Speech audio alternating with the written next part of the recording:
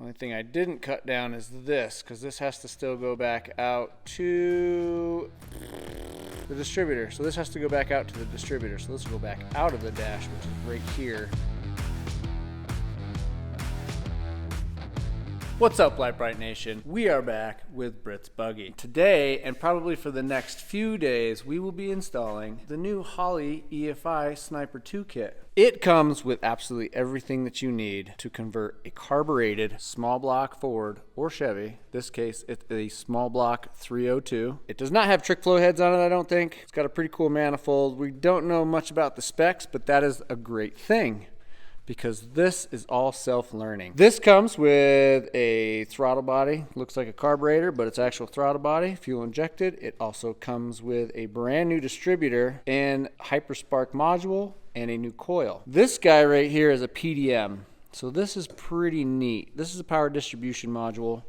And what it does is it communicates between all of this stuff and outside accessories. And this will turn the fans on through this PDM. Comes with the programming display, which is also upgradable, and you can get a Bluetooth kit for this and use a phone, or you can actually upgrade and get the big dash. Now, this being Brite's Buggy, she doesn't really need all that dash. She just needs a couple of gauges that she's gonna watch, mostly temperatures, and then the rest of it is just all by itself automated. So she doesn't have to worry about anything, and she doesn't really need to see RPM and all that stuff and speed, because she's going to be crawling it most of the time. Kit comes with a couple of other sensors that you'll need to put in. It also comes with a fuel pump and fuel pressure regulator, which you remember I've already plumbed the fuel system in this. So the fuel pressure regulator is right here. It's got a pump in it. We're keeping the pump that came with it as a spare, and we're using the pump that was already in this chassis because it still works. This kit also comes with fuel filters. This is a very easy kit to install. You literally just take your carburetor off, put the throttle body on it, take your distributor out, stab a new distributor, hook it all up, give it power, ground, ignition, and it'll run. You do have to adjust pressure from the fuel pressure regulator, but what we are going to be doing today is installing all of this and getting all the electrical into the dash. This should be fun. So we're over on the bench, and I have accumulated all of the junk that I need to put in the dash and on this board. We're also installing the Switch Pros, which you guys also know, but I just need to come up with a home for this on here. Main shut off for power. I have a blinker relay for LED blinkers, and the speed is adjustable because we need to put some blinkers in this thing. So we're gonna see how this works. I don't know how it works yet. I also have a blinker switch.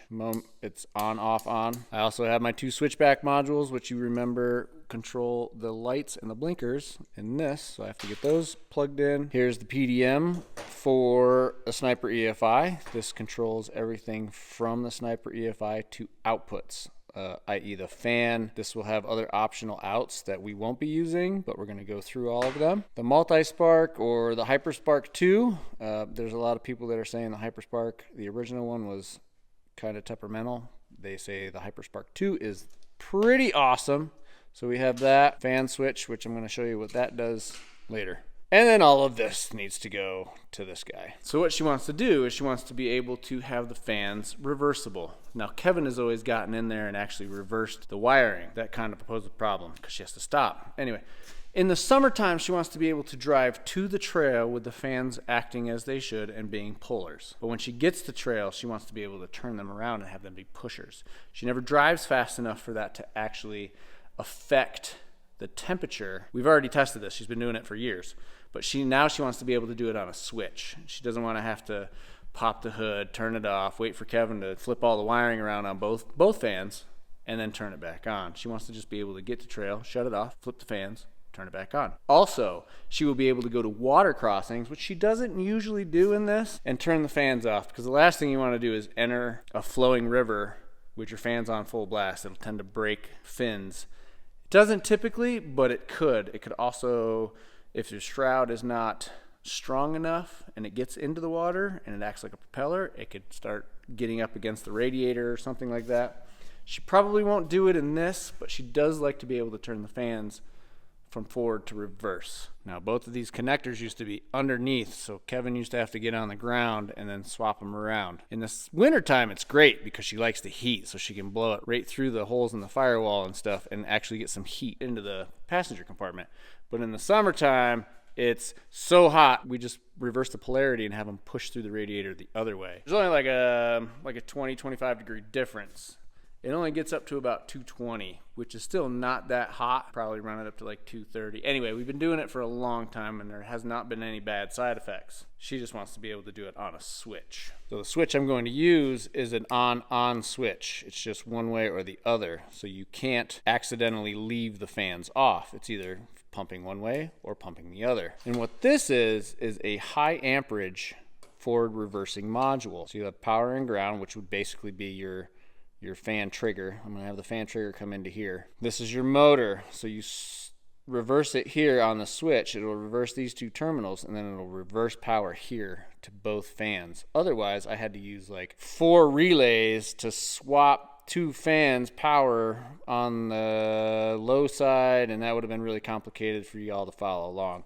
This is one module, goes there, trigger gets reversed here, power goes from here in either negative positive or negative positive. So this is very convenient for that. I know it's a lot. Trust me, I had to write it all down a few times and figure out all the circuitry and getting all the circuits done. That's way too much for a video, so we're just gonna go with what I have currently, and we're gonna try to get this thing plotted out and wired in the next day or two so that we can move on to actually starting to get it to run.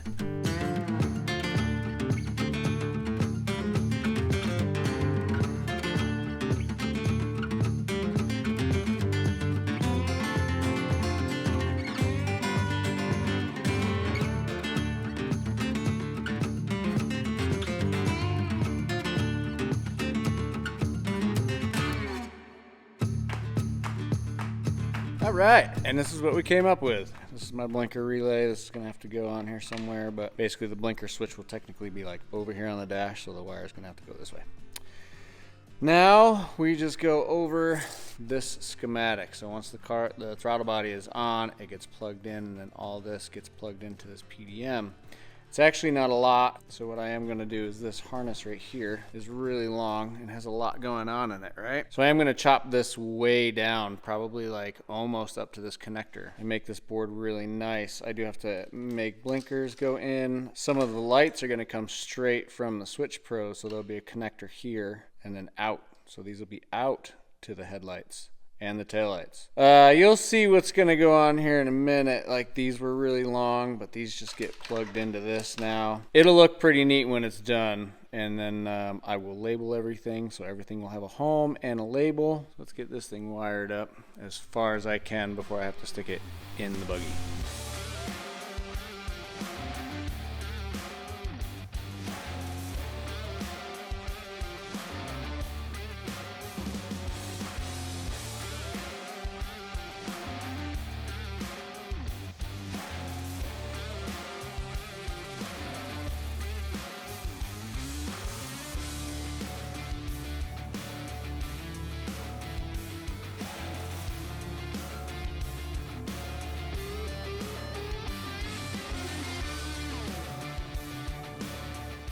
All right, stage 1 is complete. So what we do have is already wired. You just follow this roadmap. We just laid it all out. I did cut this harness down a lot because it was actually very long, but I know that this connector just needs to be right here when it comes into the dash.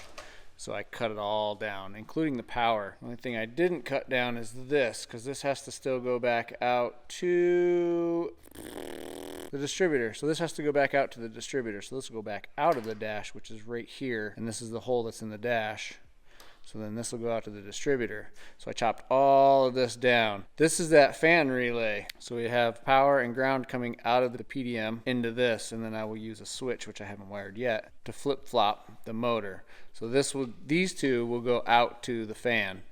I also have, ta-da, the turn signal switch is wired up. So that'll go through this relay, which then goes into the left and the right switchback module, which comes out, and then this will get wired to the headlights. Again, this will make a little bit more sense once we get it in the dash. And I left these guys because I'm going to put little LEDs on the dash, which will also blink, so she can see the indication on the dash that the blinkers are still on. But we'll do that also once we get it into the dash. So next, we have the Switch Pros. So this is all of the extra circuits that the Switch Pro will be able to do. Now there's 20 circuits on here. I don't need all these 20 because some of these are, well, one of these is a ground, so that goes to a ground. A couple of these are triggers in, which because we're running this, I don't need to run any triggers to turn any fans on because this will do it for us. So I am not going to be using any of the triggers today. We will just wire in the circuits that we need. The main circuits will be wired to this, and I think there's only like 12 of them. And these are your high amp outputs, which we don't have any currently because, again, this is doing our high amp outputs. Our fuel pump and everything are already on this, so we don't need this to control those. We're not really worried about this at the moment. I am going to decipher all these and get all these plugged into this.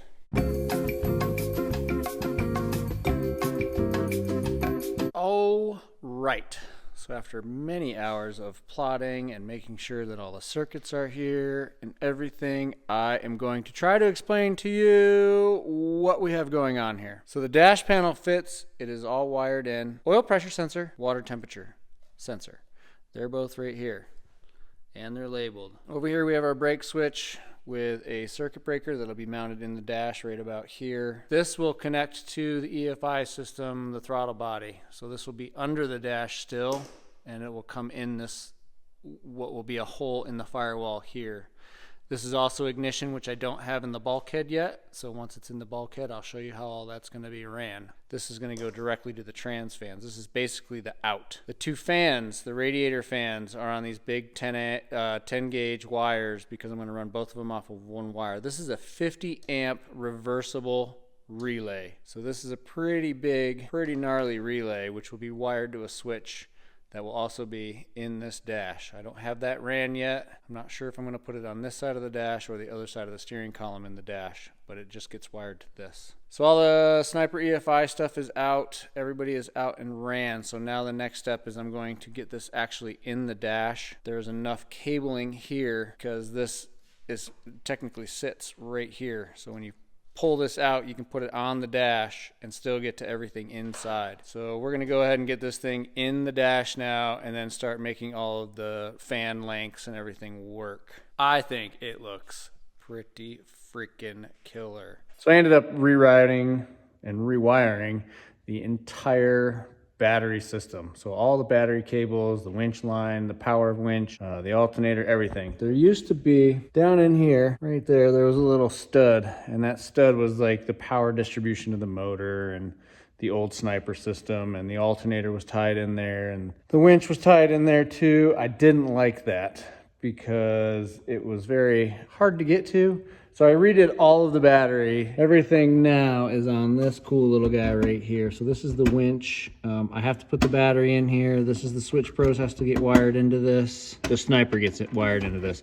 And then this will just be battery power for anything else that we add in the future. The reason I did that, because I didn't like the single stud. It was terrible. I also rewired the alternator to go directly to the battery and not to this junction box because it won't happen in this system. Because it won't. Some systems, if you put the battery disconnect at the battery and you're in a panic situation and you hit the battery cut off, the alternator is still powering that side of the battery disconnect, so everything stays on. So this time I went from the alternator directly to the battery, so when you do hit the disconnect, it just will charge the battery, but it won't keep running because the rest of the system would be shut off. So that's how I wired it this time. I only got a couple things left to do. We got to install the throttle body. I need to swap out the distributor. We need to install a switch in the dash, and I need to clean up all of the wiring. We should almost be ready to fire by then.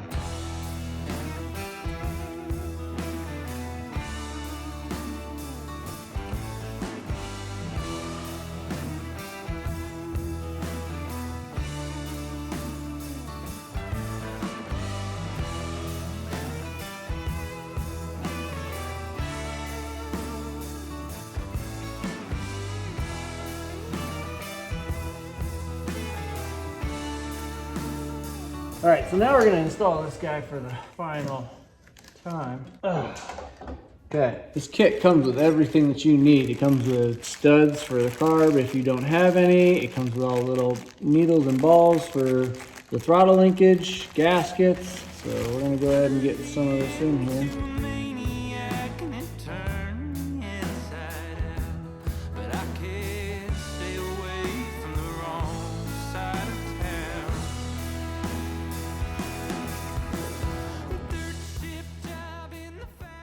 so I got it in. Ford guys, you'll know there's a little stem in there for the oil pump drive. It's got a little collar on it. Kind of leaning in there because they had put it in upside down, so the collar was on the bottom, so I couldn't even pull it out, but it was like kind of leaning in the hole, so just had to keep tapping it in there, and eventually it like clicked and went in. So we got everybody squared away. We're at top dead, and the distributors where it's supposed to be. The cool little cap, alignment, everybody's happy. If you ever have one of these, it is the easiest distributor to possibly install, minus the stem part, but that was whoever built this thing.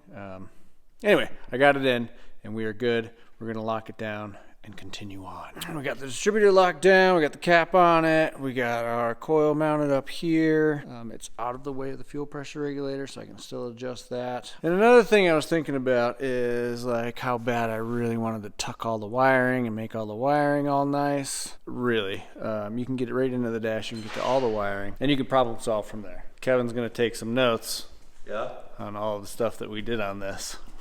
When I'm done. It's that guy right there. But I don't know if you notice. It won't, it's too fat to go in there. There's people that put them on big long extensions and stick them way out here, but I don't like that either. So what I did, because we already have a remote oil filter off of that housing so that we don't hit it with this upper arm, I went and got a sandwich plate on Amazon. Just a sandwich plate. It's basically gonna go right here. I don't know, over here somewhere.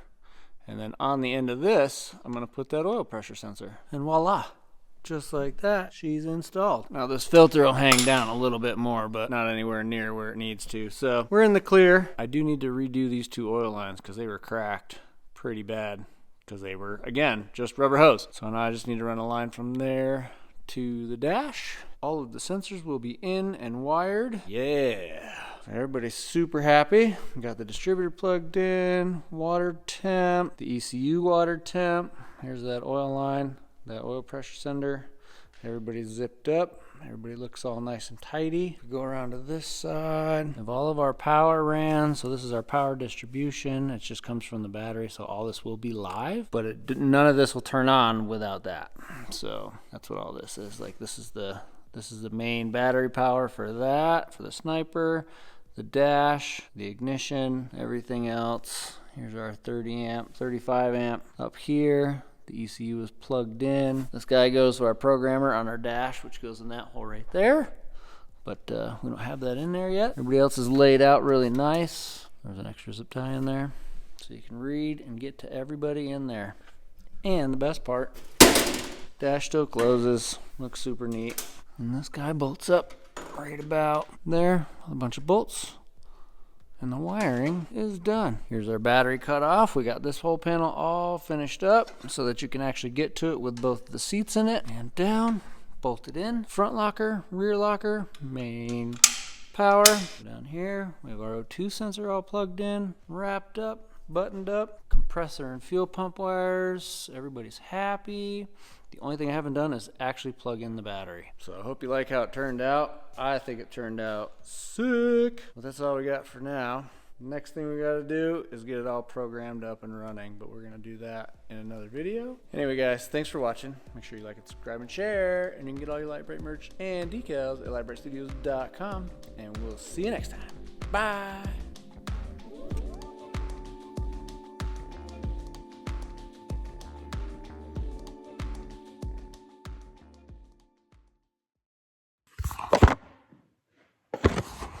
Record.